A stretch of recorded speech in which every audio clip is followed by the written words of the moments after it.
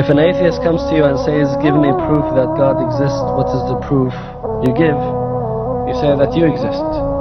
That's the proof. You're standing in front of me. Tell him that there's a... tell him that you're busy and you don't really have time to talk about this. And rather I have an interesting story to tell you. It was on the news today. There was news of a big ship that sailed out of China, and it was loaded with electronic equipment, and it went from Shanghai to Hong Kong, from Hong Kong to Singapore, from Singapore to Aden, from Aden to Alexandria, and then went through the Mediterranean Sea, and it ended up in Liverpool. And the amazing thing is that that ship had no captain, there was no one on board. The police have proved that nobody loaded the ship with electronics.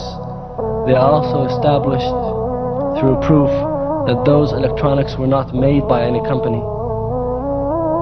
And the ship knew its way all the way to the United Kingdom without being guided by anyone.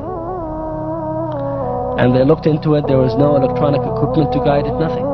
On its own. What will he say? I think you lost your mind. Tell him, well, that's what I think about you. You claim that we arrived here in dunya, we were born, we were nurtured, we were raised up.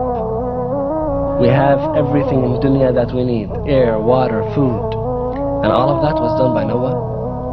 You don't believe that a ship can sail from one town to another, and you want to tell me that the whole earth exists without having a...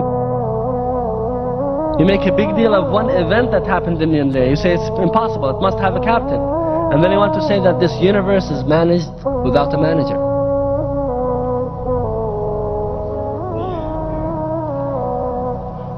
By the way, this example that I quoted, with a few modifications to make it relevant to our time, this was actually an example that was originally given by Imam Abu Hanifa to an atheist.